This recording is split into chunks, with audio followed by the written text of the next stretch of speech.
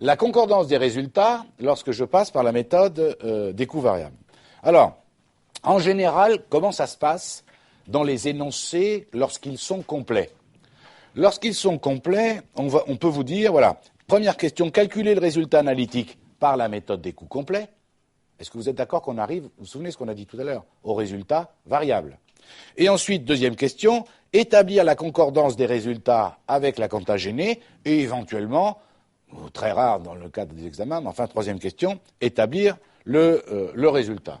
Donc, quelle est la procédure? Alors, vous vous souvenez, on va établir tous les coûts successifs exactement comme avec la méthode des coûts complets et on obtient une marge sur coût variable totale, c'est-à-dire la marge sur coût variable de tous les produits. Est-ce qu'on est d'accord? De tous les produits vendus. Oui? Oui, je me place dans l'idée où il y a plusieurs types de produits, comme c'est souvent dans la réalité. Donc je fais mes coûts successifs, j'arrive à la dernière étape, chiffre d'affaires moins coût de production, coût de revient variable, et j'ai donc la marge sur coût variable pour les produits P1, P2, P3, etc., etc. D'accord?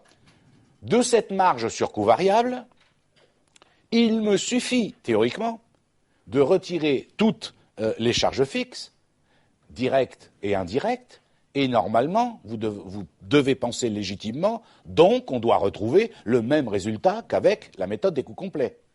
Puisque du coup, si je retire de la marge sur coût variable toutes les charges fixes, ça veut dire que dans le calcul, j'ai intégré toutes les charges, comme avec la méthode des coûts complets. Alors, le petit souci, quand même, sinon c'est pas rigolo, c'est qu'en faisant comme ça, eh bien, le résultat analytique qu'on obtient, autrement dit, de la marge sur coût variable, si on retire toutes les charges fixes, variables et directes, et indirectes, eh bien, on ne trouve pas le même résultat que celui de la méthode des coûts complets. Alors, pourquoi on obtient un résultat qui est différent? Eh bien, vous allez voir, je vous l'ai laissé sous-entendre tout à l'heure. C'est parce que, par définition, quand on fait la méthode des coûts variables, les stocks, à chaque étape, sont évalués en coûts variables, puisqu'ils ne contiennent aucune charge fixe. Vous me suivez tous? Les stocks, les fiches de stock sont tenues en coûts variables, quelle que soit la nature des stocks. Matière première, produit 1, sous-produit, tout ce que vous voulez, par définition. D'accord. Alors qu'en coût complet, qu'est-ce qui se passe? Les stocks contiennent forcément des charges fixes. Vous allez me dire, et alors? Eh oui.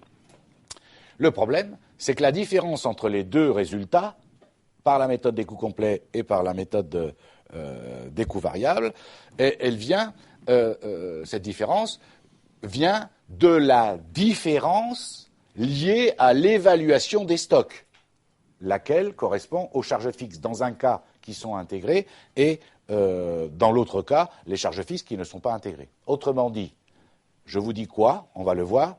La différence entre les deux résultats est liée. Alors, on enlève les charges fixes directes et indirectes, mais après, il faut encore s'occuper de la différence de la variation des stocks tenus en coût complet et tenus en coût variable. Alors, je vous rappelle quand même que s'il en était besoin, théoriquement, l'administration fiscale exige que les stocks soient quand même évalués en coût complet et pas en coût variable. Hein. D'accord? Petite remarque. Alors, maintenant, comment on fait pour passer de la marge sur coût variable au résultat analytique obtenu par les coûts complets? Vous voyez, je vais le faire en deux étapes. Vous me suivez? C'est-à-dire que je vais passer de la marge sur coût variable au résultat en coût complet. Et quand on a le résultat en coût complet, on peut aller, après, revenir au résultat de la compta gênée. D'accord? Vous voyez, je le fais en deux étapes. Donc, comment on fait? Moi, comme d'habitude, vous me connaissez un petit tableau. Je pars de la marge sur coût variable. Je retire les charges fixes directes qui n'ont pas été affectées, ce qui est logique. Je retire les charges fixes indirectes qui n'ont pas été imputées, c'est logique. Et ensuite, qu'est-ce que je fais? Plus ou moins variation des charges fixes dans les stocks initiaux et dans les stocks finaux de tous les stocks entre complets et variables. Ça, je vais vous l'expliquer. Plus ou moins la différence sur différence d'imputation des charges indirectes. Attention, différence d'imputation en coût variable, moins différence d'imputation en coût complet. C'est bien la différence que je fais. Je n'ai pas écrit différence d'imputation en coût variable. Je fais la différence des différentes imputations. D'accord? Et plus ou moins différence sur les différences d'inventaire. Eh oui, c'est complètement logique. Eh oui, s'il y a des différences d'inventaire en coût complet, c'est à cause des quantités qui ne sont pas correctes, vous êtes tous d'accord. Donc on va les voir en coût variable. Elles existent aussi par définition. Sauf que la différence d'inventaire en coût complet, par définition, elle est valorisée en coût complet, et la différence d'inventaire en coût variable, elle est valorisée en coût variable. Donc il y a bien une différence, deux différences d'inventaire. Logique, comme les différences d'imputation sur charge indirecte.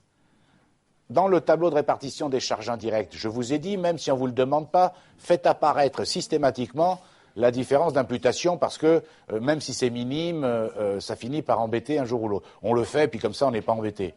Ben, vous le faites en coût complet, parce que le coût d'unité d'œuvre va être arrondi, vous savez bien, vous vous souvenez, 4 ou 5 chiffres après la virgule, mais en coût complet, s'il vous plaît, on fait la même chose en coût variable, d'accord? Le problème, c'est qu'il va y avoir des différences, deux différences d'imputation. D'accord? Ben, il faut faire la différence entre les deux. Donc, qu'est-ce que c'est qui pose problème pour vous, a priori, que vous ne connaissez pas théoriquement aujourd'hui, parce qu'on ne l'a pas encore vu? Alors, c'est le problème de plus ou moins les variations des charges fixes dans les stocks initiaux et dans les stocks finaux. D'accord? Entre parenthèses, on peut dire stock final, les stocks finales ou les stocks finaux. D'accord? Parce que j'ai eu une question qui m'est remontée de Contalia en me disant « Mais de Jésus, quelle honte, vous dites des stocks finales ». Non, on peut dire des stocks finales aussi, confère le dictionnaire. D'accord? Ok, très bien. C'était juste une petite anecdote. Alors, et comme ça m'arrive de temps en temps de dire les deux. D'accord? Alors, comment calculer la variation des charges fixes sur les stocks initiaux et sur les stocks finaux? Alors, petite remarque déjà, préalable, d'entrée. Pour les stocks finaux, on va utiliser les stocks réels et pas les stocks théoriques. Oui, sinon, ça ne marche pas l'affaire. Oui, parce que vous avez en tête, évidemment, la fiche de stock, comment elle est tenue, quand il y a des différences d'inventaire, vous voyez, parce on va au bout, là, on ne fait pas, oui, ça marche, ça roule, ça ira. Non, non, non, avec moi, ça ne va pas du tout. Il faut exactement faire les choses qui marchent tout le temps, dans tous les cas de figure. Alors, autant apprendre ce qu'il y a de plus complexe, et si c'est plus simple, eh ben, tant mieux. S'il y a des différences d'inventaire, pour le stock final, vous travaillerez sur les stocks réels et pas sur les stocks théoriques. Donc, regardez bien. Pour les stocks de matières et fournitures, regardez bien. Si vous prenez la valeur du stock initial en coût complet, moins la valeur du stock initial en coût variable, est-ce que vous êtes d'accord que vous aurez les charges fixes non incorporées dans le stock initial tenu en coût variable? On est bien d'accord? C'est clair? D'accord. Petite remarque. S'agissant des matières fournitures, ça vous est forcément fourni par l'énoncé. Ça veut dire, vous comprenez bien ce que je suis en train de vous dire là? Là, je suis dans le cadre. Première question, calculer le résultat analytique, nanana, en coût complet. Deuxième question, la même chose en coût variable. Troisième question, établissez la concordance des résultats. Donc pour faire ça, forcément, l'énoncé vous a dit quelque part, les stocks initiaux en coût complet, c'était tant, les stocks initiaux en coût variable, c'était tant. Bon, ça, c'est obligatoire, d'accord? Ou alors, il n'y en a pas, ce qui peut arriver. Donc la différence, c'est obligatoirement des charges fixes incorporées dans un cas et pas dans l'autre. Très bien. Après, vous faites exactement la même chose, mais pour le stock final. Valeur du stock final en coût complet. Alors ça, par contre, avec la méthode des coûts complets, vous allez chercher dans la fiche de stock des matières et fournitures sur la ligne stock final réel. Ça, l'énoncé ne vous le dira pas. C'est vous qui l'aurez calculé. Valeur du stock final en coût variable, c'est exactement la même chose. C'est vous qui l'avez calculé, on est bien d'accord. Si vous faites la différence entre les deux, qu'est-ce que vous avez? Les charges fixes non incorporées dans le stock final tenu en coût variable, on est bien d'accord. J'ai mis un petit 1 et un petit 2. Dites-moi, il suffit ensuite de faire la variation des charges fixes non incorporées. Mais comme nous sommes dans un compte du côté des charges, les variations de stock se calculent comment? Stock initial, moins stock final. Ben oui, vous avez réussi brillamment votre introduction à la compta après 160 heures de cours, 800 exercices. D'accord? Donc vous savez par cœur que la variation de stock du côté des charges, c'est stock initial moins stock final. On est bien d'accord? Et oui, mais si on ne sait pas ça, on ne comprend rien à rien. Ça vous fait sourire, mais le problème, c'est dramatique, parce que si on ne sait pas ça, on ne comprend pas, et on est dans un diplôme où on va aller chercher la petite bête. D'accord? Et la petite bête, c'est ça. Donc, il suffit de dire, regardez bien, les charges fixes non incorporées en stock initial tenues en coût complet. On vient de faire, le 1. Moins les charges fixes non incorporées en stock final. Vous voyez, stock initial, moins stock final. En coût variable, regardez, j'ai la variation des charges fixes non incorporées dans les matières et fournitures. Ça y est, vous êtes, c'est clair? C'est tout bête, hein, je veux dire, on le fait une fois et après c'est fini. D'accord? Maintenant, on va faire la même chose, mais cette fois-ci pour les produits finis, les produits semi-finis et les produits en cours. Ah oui, parce que tout ça, c'est tenu soit en coût complet, soit en coût variable. D'accord? Donc, même procédé que ce qu'on vient de faire, sauf que la différence, c'est cette fois-ci, comme vous le savez également, du côté des produits, c'est stock final moins stock initial. C'est le même principe, sauf que la variation de stock qui va du côté des produits, c'est stock final moins stock initial. D'accord? Donc, comme les variations de stock afférentes aux produits, c'est stock final moins stock initial, qu'est-ce que je fais? Les charges fixes non incorporées en stock final tenues en coût variable, moins les charges fixes non incorporées en stock initial tenues en coût variable, bien entendu. Et ça me fait la variation des charges fixes non incorporées. Ça va, vous comprenez?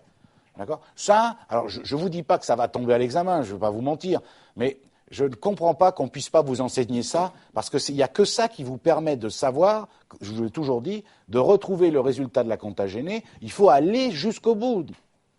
Dans le monde réel, c'est pas j'ai eu 10 à l'examen et ça roule, champagne pour tout le monde. Dans le monde réel, c'est pas comme ça. D'accord? Dans le monde réel, on est payé pour aller faire des choses correctes, pas à peu près, pas à l'arrache. Or, si on ne va pas au bout des dossiers, on ne peut pas le savoir. On n'a aucune idée, aucune. Je sais bien que c'est la mode aujourd'hui de faire de l'arrache et de l'à peu près, d'accord? Le problème, c'est qu'on peut faire n'importe quoi. Je parle du monde réel, d'accord? On peut arriver à des aberrations.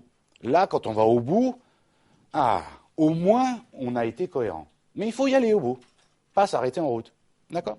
Donc, du coup, maintenant, du résultat en coût complet au résultat de la compta gênée. Ça, on l'a déjà vu. Le résultat en coût complet que nous venons de calculer, et après, les charges supplétives, les charges de la compta gênée non incorporées, les plus ou moins les différences d'inventaire, mais cette fois-ci, telles qu'elles apparaissent dans les fiches de stock en coût complet, puisque je suis revenu au coût complet. Plus ou moins les différences d'imputation des charges indirectes, mais telles qu'elles apparaissent dans le tableau de répartition en coût complet, puisque je repars du résultat obtenu en coût complet, et plus les produits de la compta gênée non incorporés en CAE. J'ai eu une question un jour sur le .com, et je vous montre comment on peut passer aussi directement, pour la concordance des résultats, de la marge sur coût variable au résultat de la compta gênée, sans revenir au résultat en coût complet d'abord. Vous allez dire, alors pourquoi vous le faites alors? Parce qu'en 25 ans, je ne suis pas comme vous, moi, ça fait 25 ans que j'enseigne, d'accord? Et je sais que ça peut tomber à l'examen.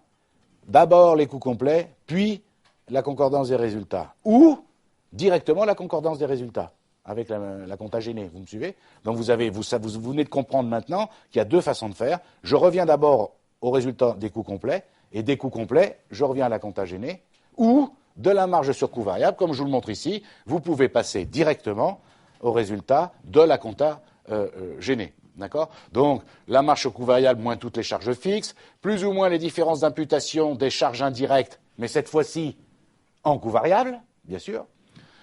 Plus ou moins les variations des charges fixes dans les stocks initiaux et dans les stocks finaux de tous les stocks entre complets et variables, ça c'est sûr.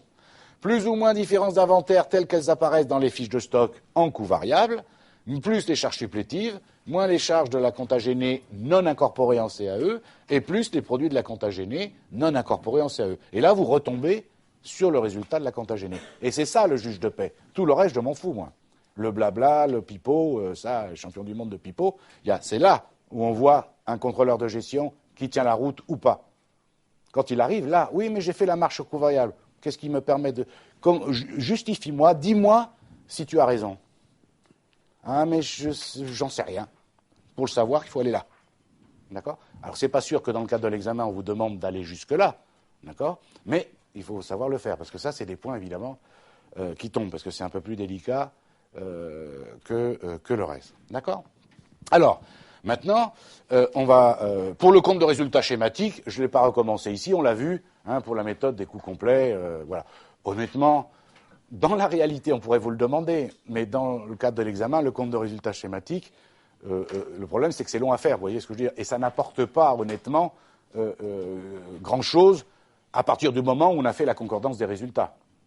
C'est surtout la concordance qui est importante, bien sûr.